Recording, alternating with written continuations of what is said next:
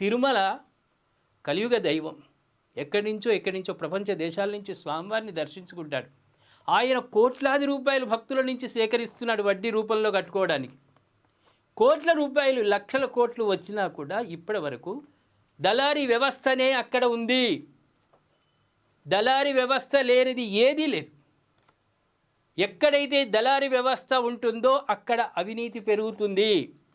అధికారులు కూడా చేతివాటం చూపిస్తారు. మీకు ఇంత పెద్ద కాంట్రాక్ట్ ఇస్తున్నాను, మాకేమి ఇస్తారు?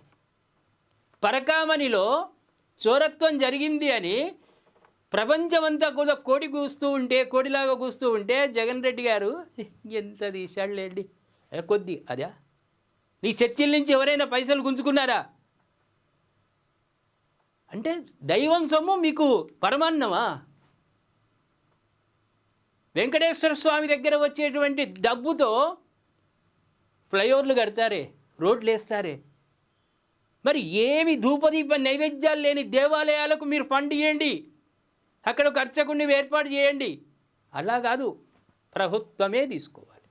మళ్ళీ మా హయాంలో మేమే చేశామని గొప్పలు చెప్పుకో.